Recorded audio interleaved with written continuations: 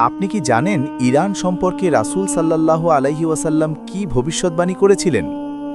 আজ যে দেশটিকে আমরা ইরান নামে চিনি, একসময় সেই দেশটিই ছিল পৃথিবীর অন্যতম শক্তিশালী সাম্রাজ্য, পারস্য সাম্রাজ্য।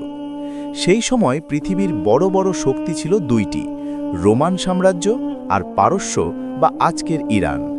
কিন্তু অবাক করার বিষয় হল, প্রায় 1400 বছর আগে রাসূল সাল্লাল্লাহু আলাইহি ওয়াসাল্লাম এমন কিছু কথা বলেছিলেন ইরান সম্পর্কে, যা তখন মানুষের কাছে অসম্ভব মনে হয়েছিল। অথচ ইতিহাস প্রমাণ করেছে সেই কথাগুলো একে একে সত্য হয়েছে।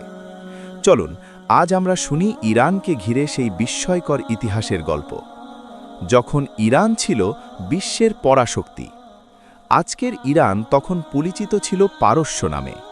বিশাল রাজপ্রাসাদ, শক্তিশালী সেনাবাহিনী, অসংখ্য সম্পদ, সব মিলিয়ে পারস্য বা আজকের ইরান ছিল পৃথিবীর অন্যতম ধনী ও শক্তিশালী সাম্রাজ্য। ইরানের রাজধানী ছিল অত্যন্ত সমৃদ্ধ। তাদের রাজা কিসরা বা পারস্য সম্রাটকে মানুষ প্রায় দেবতার মতো সম্মান করত। সেই সময় আরবের মরুভূমিতে ছোট্ট একটি শহর মদিনা থেকে ইসলাম ছড়িয়ে পড়ছিল। মুসলমানরা তখন খুবই অল্প সংখ্যক এবং শক্তিতেও দুর্বল। কেউ কল্পনাও করতে পারত না যে একদিন ইরানের মতো বিশাল শক্তিশালী সাম্রাজ্যের ভাগ্য বদলে যাবে। রাসূল সাল্লাল্লাহু আলাইহি ওয়াসাল্লামের অবাক করা কথা। একদিন রাসূল সাল্লাল্লাহু আলাইহি ওয়াসাল্লাম তার সাহাবীদের সাথে বসেছিলেন। সেই সময় তিনি ইরান সম্পর্কে এমন একটি কথা বললেন, যা শুনে সাহাবীরা বিস্মিত হয়ে গিয়েছিলেন। তিনি বললেন, কিসরা ধ্বংস হয়ে যাবে এবং তারপরে আর কোনো কিসরা থাকবে না। এই কিসরা ছিল ইরানের সম্রাট। আরও একটি হাদিসে রাসূল সাল্লাল্লাহু আলাইহি ওয়াসাল্লাম বলেছিলেন, কিসরার ধন সম্পদ আল্লাহর পথে ব্যয় করা হবে, অর্থাৎ ইরানের রাজকীয় ধন সম্পদ একদিন মুসলমানদের হাতে আসবে। সেই সময় এই কথা ছিল অবিশ্বাস্য, কারণ ইরান তখন পৃথিবীর অন্যতম পরাশক্তি। ইরানের সম্রাটের অহংকার। ইতিহাসে বলা হয়, রাসূল সাল্লাল্লাহু আলাইহি ওয়াসাল্লাম বিভিন্ন দেশের রাজাদের কাছে ইসলামের দাওয়াত পাঠিয়েছিলেন। এর মধ্যে ইরানের সম্রাট কিসরার কাছেও একটি চিঠি পাঠানো হয়েছিল।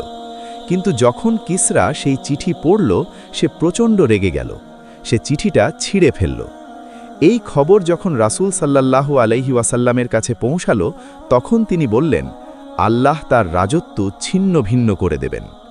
এই ঘটনাটিও পরে সত্যি হয়েছিল। ইরানের পতনের শুরু।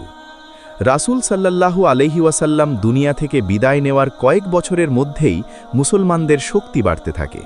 তারপর ইসলামের দ্বিতীয় খলিফা হযরত উমর ইবনে খাত্তাব রাদিয়াল্লাহু তাআলা আনহু-এর সময় মুসলমানদের সাথে ইরানের পারস্য বাহিনীর বড় বড় যুদ্ধ শুরু হয়।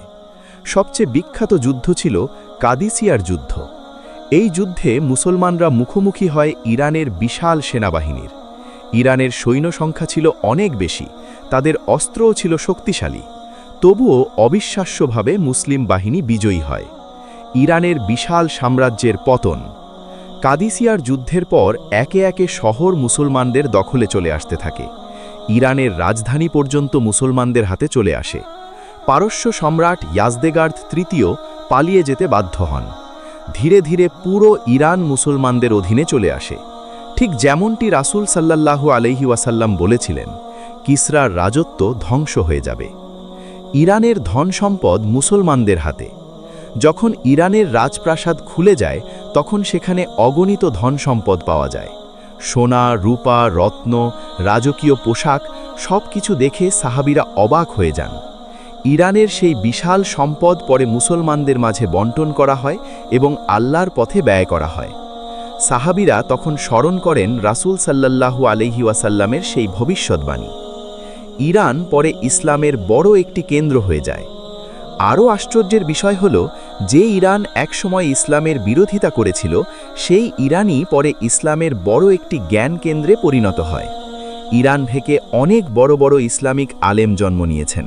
তাদের মধ্যে ছিলেন ইমাম বুখারী, ইমাম মুসলিম, ইমাম তিরমিজি সহ অনেক মহান হাদিসবিদ, যারা পারস্য অঞ্চলের মানুষ ছিলেন।